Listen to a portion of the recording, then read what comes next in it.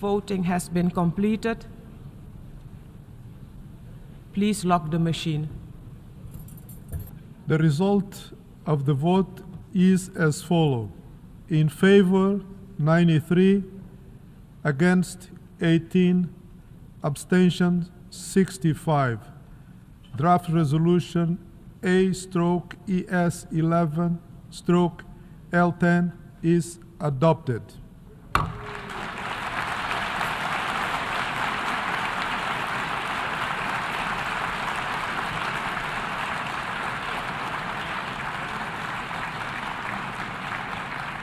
The burden of obesity is on the rise globally as well as in India. A swift increase in the number of obese people shows India could soon be facing an obesity epidemic, with alarm bells ringing, particularly for the young. As levels of obesity in India rise across all zones, undernutrition and the accompanying outcome of an underweight population is now being replaced by signs of an overweight and obese population. Female obesity prevalence, too, is increasing sharply. Women had a 9.8% prevalence, an increase of 8.6 percentage points from 1990. According to a Lancet study, 44 million women and 26 million men aged above 20 in India are found to be obese. This figure being 2.4 million women and 1.1 million men in 1990. The issue of increasing obesity among people has been raised by Indian Prime Minister Narendra Modi as well.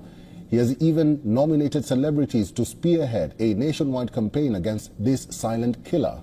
Among the celebrity ambassadors nominated by the Indian Prime Minister were industrialist Anand Mahindra, shooting champion Manu Bhaker, and actor R. Mandavan. Others include weightlifting champion Mirabai Chanu, film star Mohan Lal, Infosys co-founder Nandan Nilekani, and singer Shreya Ghoshal. During his address on Sunday, the Prime Minister stressed the urgent need to tackle obesity, urging citizens to cut down on edible oil consumption. Now that obesity has sparked worldwide concerns, how does one define it? It is an abnormal or excessive increase in weight due to accumulation of fat that presents a risk to health. It is a chronic, relapsing progress or progressive disease defined by excessive adiposity that may impair health. India's Economic Survey Report 2023-2024 highlighted the problem of growing obesity. The World Obesity Federation estimates that adult obesity rate in India has more than tripled, and the annual rise in children's obesity in India is the steepest in the world, behind Vietnam and Namibia. The main factor responsible is consumption of food that is high on calories and low on nutrients. With easy accessibility to processed and packed food, people are now eating at untimely hours and a higher quantity. There's an increasing trend of eating out restaurants and street food where oil which is used is refined and unhealthy. Inadequate physical inactivity and sedentary lifestyle are some other reasons accountable for a surge in obesity. And staying in France, a former surgeon is set to stand trial for the alleged rape or sexual abuse of 299 victims, most of them children who were his patients. Investigators describing it as a pattern of violence spanning over 3 decades. Claire Paquelin joins me now from the Brittany town of Rouen. Claire, tell us more about this case. It is staggering when it comes to the scale, the magnitude. 299 victims. The surgeon, Joël Le Squarnec, he wrote down, this is in, police found what they call the black notebooks of Joël Le Squarnec. They found these notebooks in his home. He had meticulously written down the names of the children, their ages, what he had done to them and how it had made him feel. He worked in various different hospitals here in the west of France, and he was an abdominal surgeon, so he was regularly carrying out operations to remove the appendix of his child patients. Now, sometimes the children were under a general anaesthetic, so they were completely asleep. Sometimes they were just waking up from having been under an anaesthetic, and in other cases they were more awake. But many were unaware of what had happened. Many simply didn't understand because they were children. And it was many years later when they were contacted by police while police were doing their investigation, and they were told that their names were in Joël Nesquarnec's notebook. And we are expecting to hear from many of those victims during this court case. It will last 4 months, and we're expecting to hear about the impact it's had on their lives, many of them saying that they have struggled in their lives with intimacy, with forming relationships, with anxiety and with depression too. So we are expecting to hear their voices during this court case. How was he able to get away with it for some 30 years? Weren't there any alarm bells? Well, one of the reasons was that he moved from hospitals and clinics. So he worked in around 15 different places over the 30-year period. He says, and this is during the investigation, he said to the police that he was invaded by paedophilic thoughts when he was in his mid-30s. So that was in the mid-1980s. So certainly it was hard for him to be detected because he kept moving from different places. But a big question mark is how on earth, after he was convicted in 2005 for having looked at child pornography online of a particularly violent nature, he was convicted of that, and yet he was allowed to continuing practicing as a doctor, and of course often coming into contact with children. He was given a 4-year prison sentence for that conviction. That was in 2005. A 4-month suspended prison sentence. So 4 months suspended meant he was not behind bars at any point at all, and he was not required to undergo any kind of psychological treatment. He was allowed to continue practicing. So big question marks as to how on earth that was allowed to happen. And of course the victims in this case want answers. Claire Paquelin reporting there from Vaughan. With a trade war between Canada and the U.S. looming, demand from Canadian consumers for homegrown products isn't slowing down. And that has grocers across the country trying to stock up on products from Canadian suppliers. CTV's Alex Carpa now with the challenges they're facing to try to accomplish that.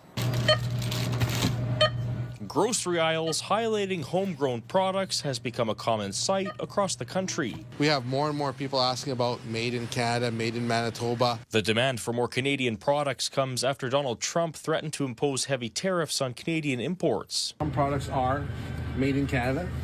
Munther Zeed is an independent grocer in Winnipeg. He says customers decide what he puts on his shelves. To say we're moving away from it, I'd be lying to you. Right now, it's sort of a waiting game to see what actually happens. How does it affect us? Consumer habits. So if customers stop buying it, then yes, of course, we're going to move away from it. There are around 6,900 independent and family-run grocery stores in Canada. The Canadian Federation of Independent Grocers believes the shift away from U.S. products for grocers is here to stay. The demand that we are seeing, and I use the word demand deliberately because that's what our members are getting from consumers. They're not asking for more Canadian, they're demanding more Canadian products to be seen in the stores. Grocery stores across the country have placed Canadian flags on shelves to help consumers identify which products are Canadian. I think people are starting to understand how to read labels, how they actually can find Canadian products, and they realize that they can actually find a lot of Canadian products out there. There's a fragile truce between the U.S. and Canada, but the hefty tariffs that Donald Trump has threatened could come into effect as soon as the beginning of March, inflicting major economic pain on many Canadians. Business owners like Zeed say that finding and buying local product is of the utmost importance. The economic consequences of a protracted trade conflict would be severe, but it would be very different, a very different shock than the COVID-19 shock. In the pandemic, we had a steep recession followed by a rapid recovery as the economy reopened. This time, if tariffs are long-lasting and broad-based, there won't be a bounce back. We may eventually regain our current rate of growth, but the level of output will be permanently lower. It's more than a shock. It's a structural change. The first thing we would see is a marked decline in exports. As Canadian goods become more expensive, U.S. demand for those goods would decline. A lower Canadian dollar would provide a partial offset. In our model, with the scenario based on the February 1 executive order, exports fall by about 8.5% in the year after tariffs take effect. That's the green line. Canadian exporters respond by cutting production and laying off workers. With exports to the United States accounting for roughly 1/4 of our national income, the shock will be felt across Canada. Lower export revenues would reduce household income, and retaliatory tariffs would raise the prices of many consumer goods. As a result, consumer spending on everything from cars to entertainment to housing would slow. With export and consumer demand weakening, Canadian businesses would also cut their investment spending, and higher costs and lower profit margins would restrain investment further. With retaliatory tariffs on some goods and a lower Canadian dollar, businesses will face higher import costs. Canadian businesses, and I'm looking at them, buy roughly half of their machinery and equipment from the United States. In addition, profit margins are squeezed because higher costs are gradually passed on to final goods prices in Canada. So what would this all mean for economic growth? Well, in our January projection with no tariffs, we forecast growth of about 1.8% in both 2025 and 2026. But in the tariff scenario, the level of Canadian output falls almost 3% over 2 years. That's the blue line.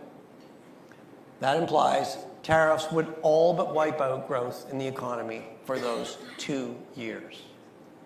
But if we are faced with a prolonged trade conflict, the only way to offset this negative structural change is with a positive structural change. Now, structural policies are appropriately the responsibility of elected governments and parliaments, not the Bank of Canada. So I will tread lightly here. The bank has previously highlighted Canada's productivity challenge, and it's good to see more focus by federal and provincial governments on structural reforms to increase productivity and investment by strengthening our economic union. Removing rules that restrict interprovincial trade or harmonizing or mutually recognizing provincial regulations could provide some offset to the increased trade friction with the United States. Provinces could also make it easier for workers to move within Canada by mutually recognizing different labor accreditations. There is also scope for all levels of government to reduce the timelines and uncertainty related to regulatory approvals. And better east-west transportation links would make trade within Canada less expensive and help get Canadian products to overseas markets. Australian tensions with China are running high after a second day of live firing exercises in waters off our east coast. Canberra is demanding answers from Beijing after it failed to provide adequate notice for the dangerous military drills that diverted commercial flights. The Chinese warship lurking in the Tasman Sea is now being closely monitored by both Australian and New Zealand military and intelligence agencies. And for more, National Maritime Safety expert Jennifer Parker joins us from Canberra. Morning to you. These are incredibly provocative actions from the Chinese Navy here. Interpret this for us. What message is Beijing trying to send here? Hey, David, Monique, look, thanks so much for having me on. Look, the message that China is trying to send is that over the last 10 years, they have rapidly developed a blue water naval capability with over 400 battle force ships. And they're sending the message to Australia that they have the ability to deploy to our region and conduct sustained operations. And that's a message that Australia really should heed. How do we heed that? What do we do about this? It's making a lot of people very uneasy as they continue to be there. I feel like we've probably got over the shock. OK, they're right there and they're conducting live military fire. And now we're saying, OK, well, what do we do about it? Well, look, I guess, people shouldn't feel threatened or uneasy about this, right? Ships have the right to navigate on the high seas. That is where these ships are, some 345 nautical miles from Eden. And ships conduct gunnery serials at sea all the time. The thing that Australia should be concerned about, though, is that the security situation in the region is rapidly deteriorating. We are an island nation dependent on maritime trade, and we need to have a strong navy. And if China can operate down here and sustain those operations, then in the event of a crisis or conflict, they could interdict or interfere with our maritime trade. So that's what we should be thinking about. How do we respond to that? Look, there's been a lot in the news over the last 12 months in terms of our naval capability. It has reduced. We do have the smallest amount of surface combatants, so those are the destroyers and frigates, your offensive, defensive ships, that we've had in our history, or at least since 1950. So how we should respond is not getting too excited about a gunnery serial, which is common, but by investing in maritime capability. Yeah. Well, Jennifer, you say that people shouldn't feel uneasy, but we saw that situation just a couple of days ago where commercial flights were actually diverted. The Australian government has also said that they received no notice of this. There is some cause for concern. Look, there's actually no requirement for those Chinese ships to provide the Australian government notice. They are 345 nautical miles from our coast. Now, clearly, there's been some poor practice on their part. So normally, if you're doing a medium-range gunnery firing, which is what it looks like they've done, you should put yourself over 10 nautical miles from a known civil air route. They clearly haven't done that, and they've forced civil airliners to divert. So Australia's right to raise this diplomatically and say, hey, that's poor practice. But in terms of a threat to Australia, no, they're not right now. But as the region deteriorates, we've had this demonstration of capability. We do need to look at our own capability, which is, you know, some of the most degraded that we've had in the last 80 years. They might be right, but they're sort of operating in this grey area where they're doing the right thing. They've done nothing that has breached international law, but perhaps best practice and the professional way to go about this is actually informing the Australian government as to what they were going to do.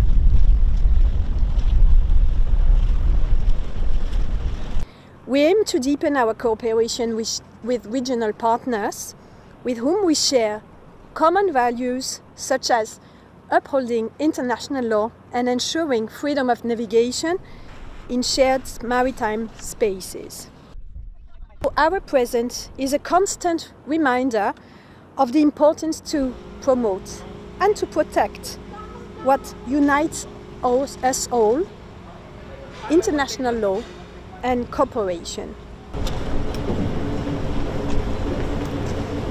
Amid rising tensions with China, Philippine officials have said they will be conducting a 10-day military training exercise next month. And the drills will feature a major arms training exercise and will strengthen the country's ability to respond to any crisis caused by any kind of external threat. Now, the drills are the second iteration of the combined arms training exercise and will take place from the 3rd to the 12th of March. They will involve 6,000 soldiers with live-fire drills. The exercise will also enforce the Philippines' new comprehensive archipelagic defense concept, and that looks at all angles that threaten the interests and sovereignty of Manila. Meanwhile, according to Philippine Army Chief Lieutenant General Roy Galido, the US-made Typhoon missile system that prompted concerns from China will not be a part of the large-scale exercise. According to reports, the Philippine military is still trying to understand how to utilize the US-made missile system in the Philippine defense concept. China has repeatedly demanded the removal of the missile system since it was delivered to the Philippines in April by US forces. As of now, the Philippine Army has said the focus is to study the Typhoon system, and its presence was only for defensive purposes. In other news, according to reports, US President Trump has unfrozen $870 million worth of security aid for Taiwan. This comes after Trump froze more than $5 billion of aid for the first 90 days of his presidency. A list of exemptions now shows aid to the Taiwan plan no longer restricted. Now, in the Eastern Democratic Republic of Congo, M23 rebels backed by Rwanda have been consolidating their control in the towns they've captured during their lightning offensive. The rebels say that more than 2,000 Congolese police officers and many former soldiers have surrendered and joined their movement. It's impossible, of course, to independently verify that claim given the incredibly tense situation on the ground. But police officers have been seen enlisting and being sent to training camps by the M23. Well, let's have this update from Kinshasa in the Democratic Republic of Congo from Catherine Norris-Trent. The situation in the east of the Democratic Republic of the Congo remains extremely volatile. So rebels, the M23 rebels, backed by Rwandan forces, have taken the two provincial capitals of Goma in North Kivu and Bukavu now in South Kivu, and the offensive doesn't seem to be over yet. Although this Saturday appears to have been a little calmer militarily, in recent days the M23 have been pushing forward with their offensive on two fronts. So going north from Goma towards the territory of the town of Lubero, and then pushing south towards the town of Uvira. And in recent days, there have been these scenes of panic with people fleeing, with looting, with reports of Congolese soldiers fleeing in boats across Lake Kivu before the rebel forces, the Rwandan forces can get there. So absolute scenes of chaos.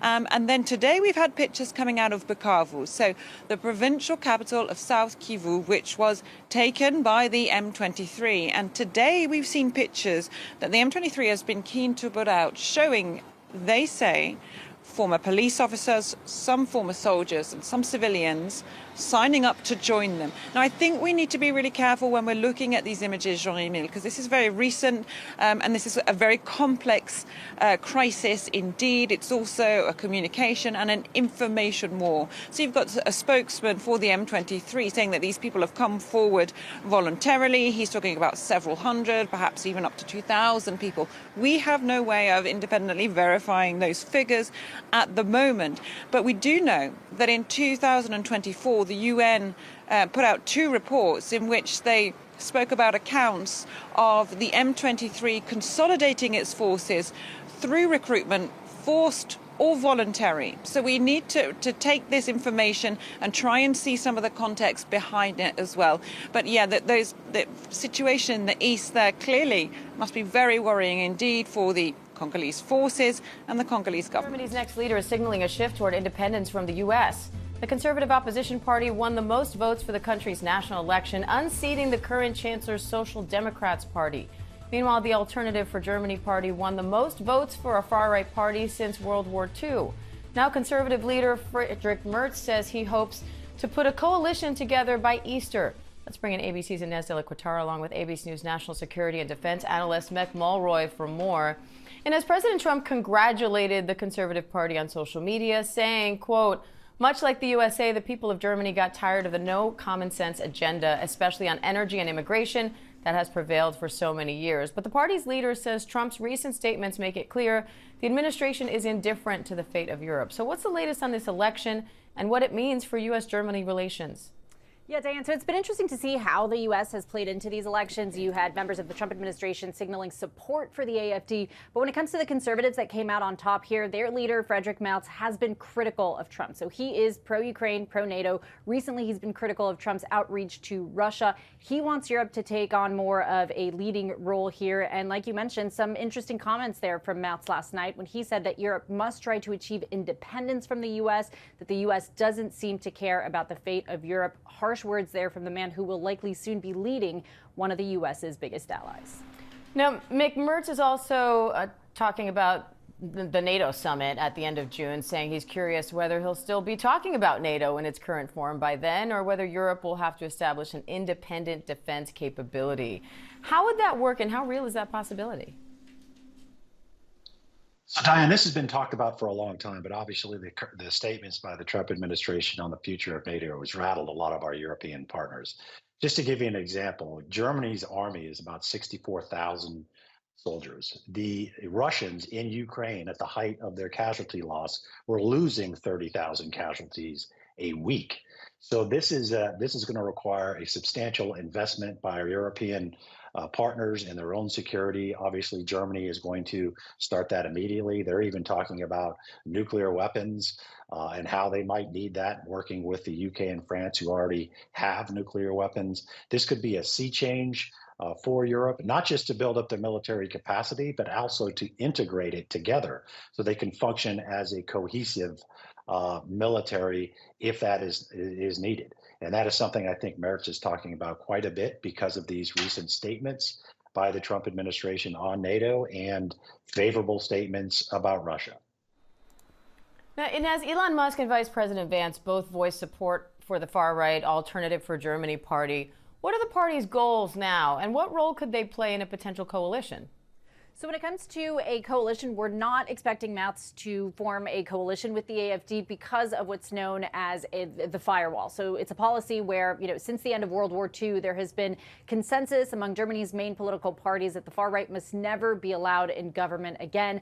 That being said, that firewall has at times been breached. There have been situations where some parties have been able to pass legislation by working with the far right to get their votes. That happened recently with immigration. But in terms of forming a government, we're not expecting Merz to try and form a coalition with them. We're expecting him to try and form a coalition with the Social Democrats, so that's Olaf Scholz, the former Chancellor's party, but that could still take weeks of negotiating. Mick, what do you make of that party doubling its support since the last elections? So, of course, there's a lot of issues that go into elections just like they are here.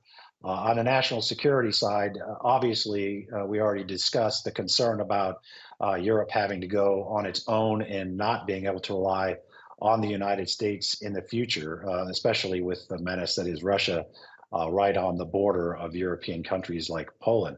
And of course, there's also issues like immigration, which plays a factor in national security. It did in the United States, and it obviously did in Germany. So this is something that I think one of the reasons why there's been so much focus on Germany, and one of the reasons why Germany is so focused on what they can do to increase their own capacity to defend themselves and not be so reliant on the NATO alliance, which they have in the past.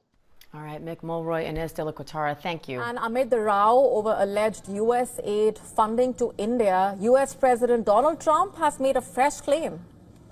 Over the weekend, he claimed that the Biden administration has allocated $18 million in funding to India to help with its election. This was his fifth public statement in a week on the issue. $18 million for helping India with its elections. Why the hell? Why don't we just go to all paper ballots? Let them help us with their elections, right? Voter ID. Wouldn't that be nice? We're giving money to India for elections. They don't need money. Now, Trump's latest remarks came during his closing speech at the Conservative Political Action Conference on Saturday.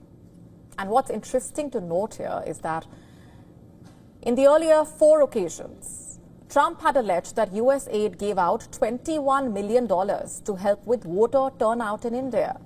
This as a political controversy erupted in the country. Early this month itself, after the Elon Musk-led Doge claimed that it had cancelled a $21 million grant to India to boost quote-unquote voter turnout via the Consortium for Elections and Political Process Strengthening. On February 20th, the Indian Express reported that U.S. aid never funded any project in India and that a $21 million U.S. aid grant was sanctioned for a voter program in Bangladesh.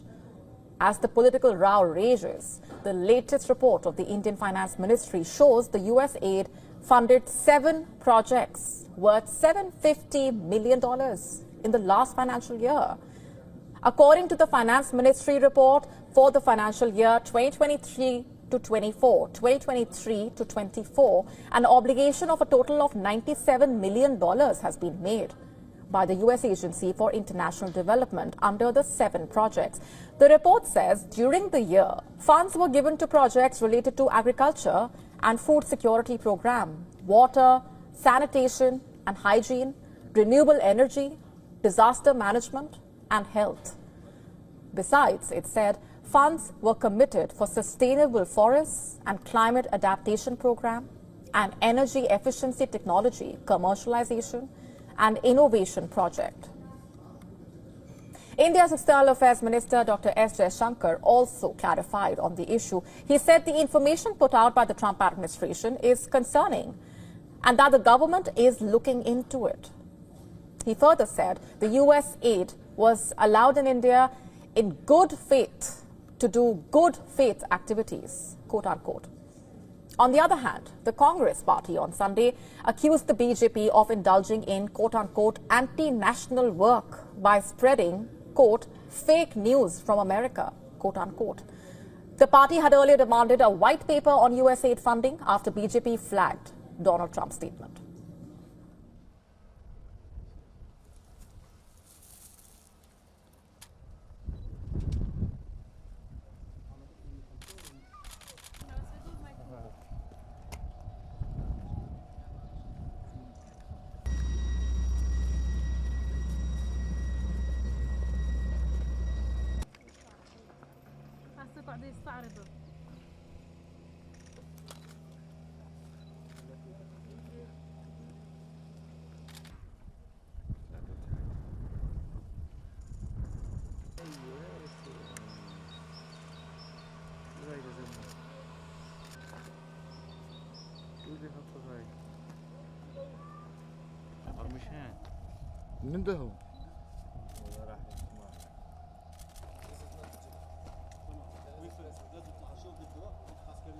A full demilitarization of southern Syria, a new demand by Prime Minister Benjamin Netanyahu, who says he will not allow the presence of Syria's insurgent group Hayat Tahrir al-Sham near its territory. In Syria, IDF forces will remain on the peak of Mount Hermon and in the buffer zone for an indefinite period to protect our settlements and prevent any threats. We will not allow forces from the HTS or the new Syrian army to enter areas south of Damascus. We demand the complete demilitarization of southern Syria. HTS took control of Damascus in December in a lightning offensive, ending then-President Bashar al-Assad's rule. On the same day he was ousted, Israel announced that its troops were expanding into a buffer zone between the Israeli-occupied Golan Heights and southern Syria, breaching a United Nations agreement brokered in 1974. Israel has since carried out hundreds of airstrikes on Syrian military assets in what it said was a bid to prevent them from falling into hostile hands. Syria, meanwhile, has demanded Israel withdraw its forces from the country, a call echoed by the UN, which says Israel's move into Syrian territory is a violation of international agreements.